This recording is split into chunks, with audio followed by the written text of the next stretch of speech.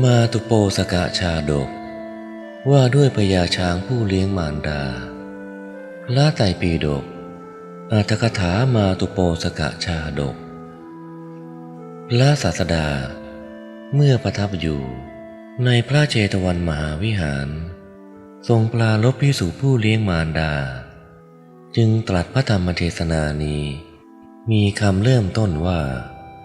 ตัสสะนาคสังวิปวาสีนะดังนี้ก็พระศาสดาเรียกภิกษุทั้งหลายมาแล้วตรัสว่าภิกษุทั้งหลายพวกเธออย่าโทษภิกษุนี้เลยโบราณกับบัณฑิตทั้งหลายแม้บังเกิดในสัตว์ดิลฉานลากจากมารดาสูบซีดไปเพราะอดอาหาร7 วันแม้ไม่ได้โภชนะอันสมควรแก่พระราชาคิดว่า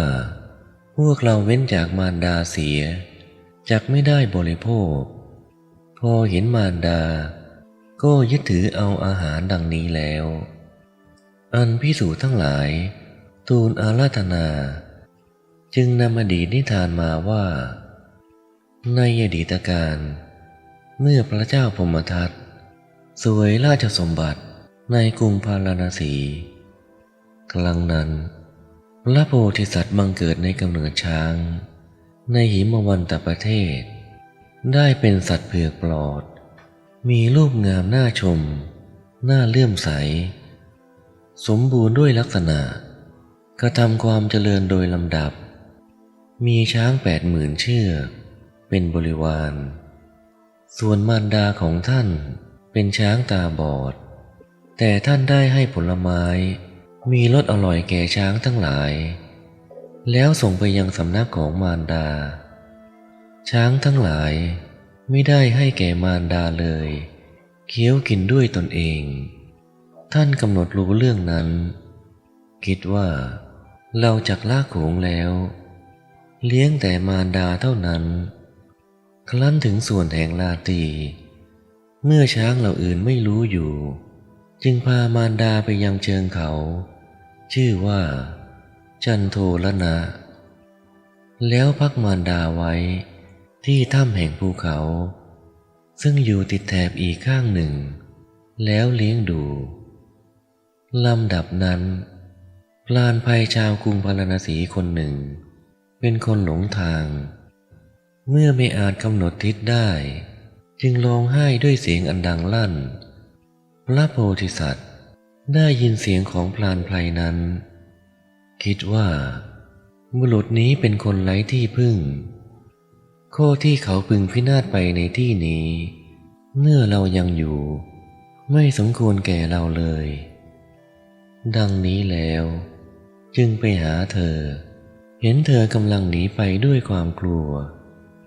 จึงถามว่าดูก่อนบุรุษผู้เจริญท่านไม่มีภัยเพราะอาศัยเราท่านอย่าหนีไปเลยเพราะเหตุไรท่านจึงเที่ยวร้องไห้ล่ำไรอยู่เล่า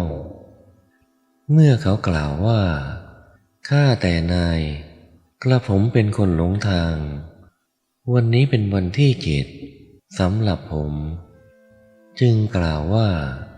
ดูก่อนบุรุษผู้เจริญท่านอย่ากลัวเลยเราจะวางท่านไว้ในถิ่นมนุษย์ดังนี้แล้วให้เขานั่งบนหลังตนนำออกจากป่าแล้วกลับไปฝ่ายเขาเป็นคนชั่วคิดว่าเราไปยังนครแล้วจักทูลแก่พระราชาดังนี้แล้วจึงทำต้นไม้เป็นเครื่องหมายทำภูเขาเป็นเครื่องหมายได้ออกไปยังกรุงพาราณสี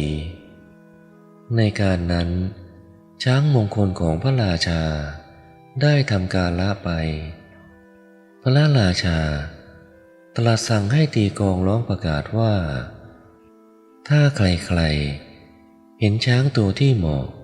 ที่ส่งเสียงร้องในที่อันใดอันหนึ่งผู้นั้นจงบอก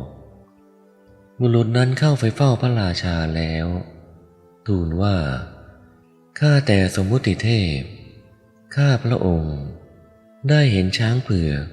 ตัวมีสีเผือกปลอดเหมาะเพื่อจะทำการฝึก ข้าพระองค์จะแสดงหนทางขอพระองค์จงส่งนายหัตถาจารย์ล้อมกับข้าพระองค์ไปให้จับช้างนั้นเถิดพระราชารับคำแล้วจึงตรัสว่าพวกเธอจงทำผู้นี้ให้เป็นผู้นำทางไปยังป่านำพญาช้างที่บุรุษนี้พูดไว้ดังนี้แล้วล้อมด้วยบุรุษนั้นจึงทรงหัตถาจารย์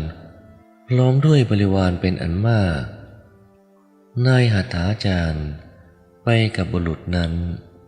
เห็นช้างโพธิสัตว์กำลังเข้าไปยังที่ซ่อนเร้นกำลังถือเอาอาหารฝ่ายพระโพธิสัตว์เห็นนายหัตถาจารย์แล้วอธิษฐานว่าภัยนี้ไม่ได้เกิดขึ้นจากผู้อื่นฉลอยจะเกิดขึ้นจากสำนักบุรุษชั่วนี้นั้นฝ่ายเราแลเป็นผู้มีกำลังมากและสามารถกำจัดช้างได้ตั้ง1,000 เชือกครั้นโกรธแล้วสามารถจะนำพาหนะของนายทัพพร้อมทั้งแว่นแคว้นให้พินาศไปได้เพราะฉะนั้นวันนี้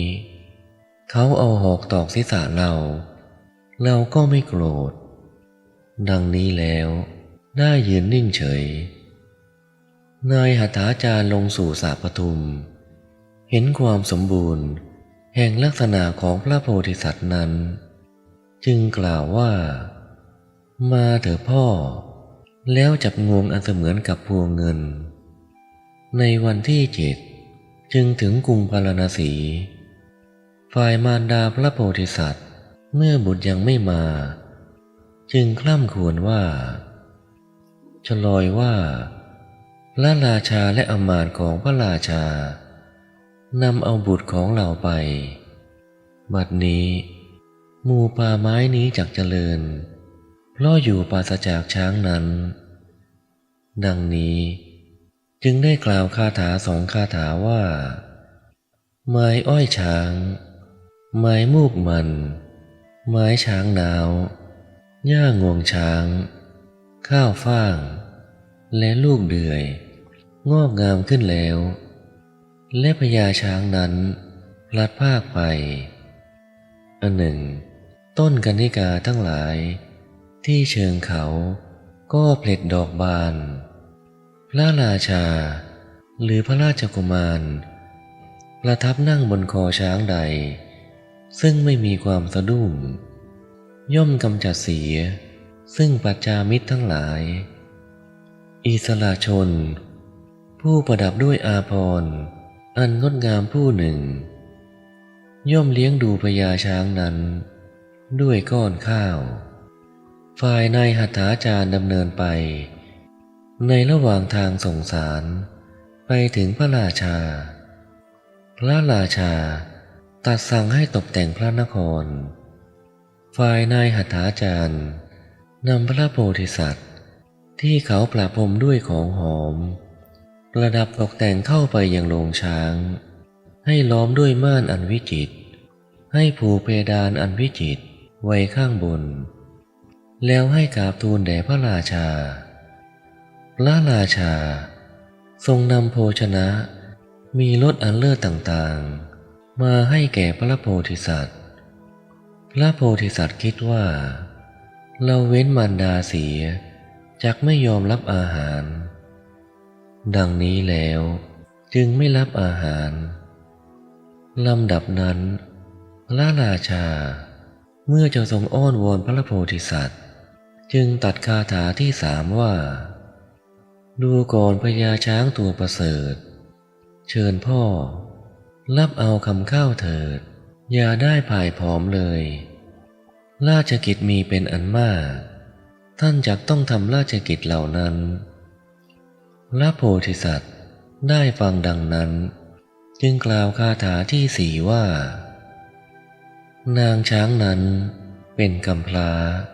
ตาบอดไม่มีผู้นำทางคงจะสะดุดตอไม้ล้มลงตรงภูเขาจันโทรณะเป็นแน่ลำดับนั้นพระราชา เมื่อจะตรัสถามพระโพธิสัตว์จึงตรัสคาถาที่5ว่าดูก่อนพญาช้างนางช้างผู้ตาบอดหาผู้นำทางไม่ได้คงจะสะดุดตอไม้ล้มลงตรงภูเขาจันโทรณะนั้นเป็นอะไรกับท่านหรือพระโพธิสัตว์กล่าวคาถาที่6ว่าข้าแต่พระมหาราชานางช้างตาบอดไม่มีผู้นำทางคงจะสะดุดตอไม้ล้มลงตรงภูเขาชื่อจันโทรณะนั้นเป็นมารดาของข้าพระองค์พระราชาทรงสดับเนื้อความแห่งคาถาที่6นั้นเมื่อจะปล่อยไปจึงตรัสคาถาที่7ว่าพญาช้างนี้ย่อมเลี้ยงดูมารดาท่านทั้งหลายจงปล่อยพญาช้างนั้นเสียเถิดพญาช้างตัวประเสริฐจงอยู่ร่วมกับมารดาพร้อมด้วยญาติทั้งหลายเถิดอภิสัมพุทธคาถาที่8และที่9มีดังนี้พญาช้างอันพระเจ้ากาสีทรงปล่อยแล้วพอหลุดพ้นจากเครื่องผูกพักอยู่ครู่หนึ่งได้ไปยังภูเขาจากนั้นเดินไปสู่สระบัวอันเย็นที่เคยส่องเสพมาแล้วดูดน้ำด้วยงวงมาลดมารดาได้ยินว่าพญาช้างนั้นพ้นจากเครื่องผูกพักอยู่หน่อยหนึ่งแล้วแสดงธรรมแก่พระราชาด้วยทศพิธราชธรรมคาถาแล้วให้โอวาทว่าข้าแต่มหาราชาขอพระองค์จงอย่าเป็นผู้ประมาทเลยอันมหาชนบูชาอยู่ด้วยเครื่องสักการะมีของหอมและดอกไม้เป็นต้นออกจากพระนครถึงสาปทุมนั้นในขณะนั้นนั่นเองคิดว่าเราไม่ให้มารดาของเรารับเอาอาหารเราเองก็จักไม่รับดังนี้แล้วจึงถือเอารากเหง้าบัวเป็นอันมากจึงใช้งวงดูดน้ำจนเต็มออกจากที่เล้นในถ้ำไปยังสำนักมารดาตัวนอนอยู่ที่ประตูถ้ำลดน้ำบนศีรษะเพื่อให้ร่างกายของมารดาได้สัมผัสเพราะอดอาหารมาตั้ง7 วันพระศาสดาเมื่อจะทรงทำความให้แจ้งซึ่งความนั้นจึงได้ตัดคาถา2 คาถาเหล่านี้ฝ่ายมารดาของพระโพธิสัตว์จึงว่ากล่าวเธอด้วยความสำคัญว่าฝนตกและกล่าวคาถาที่10ว่าฝนอะไรนี้ไม่ประเสริฐเลยย่อมตกโดยการที่ไม่ควรตกบุตรเกิดในตนของเราเป็นผู้บำรุงเราไปเสียแล้วลำดับนั้นพระโพธิสัตว์เมื่อจะให้มารดาสบายใจจึงกล่าวคาถาที่11ว่าเชิญท่านลุกขึ้นเถิดจะมัวนอนอยู่ทำไมฉันเป็นลูกของแม่มาแล้วพระเจ้ากาสีผู้ทรงพระปรีชาญาณมีบริวารยศใหญ่หลวงทรงปล่อยมาแล้วนางช้างดีใจเมื่อจะทำอนุโมทนาแด่พระราชาจึงกล่าวคาถาสุดท้ายว่าพระราชาองค์ใดทรงปล่อยลูกของเราตัวประพฤติอ่อนน้อมต่อบุคคลผู้เจริญทุกเมื่อขอพระราชาพระองค์นั้นจงทรงพระชนยืนนานทรงบำรุงแคว้นกาสีให้เจริญรุ่งเรืองเถิดครั้งนั้นพระราชาทรงเลื่อมใสในพระคุณของพระโพธิสัตว์ทรงรับสั่งให้สร้างโรงช้างไม่ไกลแต่เมืองนิลินีจึงทรงเริ่มตั้งภัตตาหารไว้เนืองนิดเพื่อพระโพธิสัตว์และมารดาครั้นภายหลังพระโพธิสัตว์เมื่อมารดาทำกาละแล้วได้ทำการบริหารร่างกายของมารดาแล้วไปสู่อาสมชื่อกลันทกะก็ในที่นั้นฤาษีจำนวน500 ลงจากภูเขาหิมพานต์มาอยู่พระโพธิสัตว์ได้ถวายปวัตทานนั้นแด่ฤาษีเหล่านั้นพระราชาทรงรับสั่งให้สร้างรูปประติมาอันสำเร็จด้วยศิลามีรูปเท่าพระโพธิสัตว์แล้วได้ให้มหาสักการะเป็นไปประชาชนชาวชมพูทวีป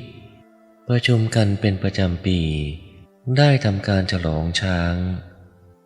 พระศาสดาครั้นทรงนำพระธรรมเทศนานี้มาแสดงแล้วจึงประกาศสัจจะทั้งหลายประชุมชาดกว่าพระราชาในการนั้นได้เป็นพระอานนท์บุรุษชั่วได้เป็น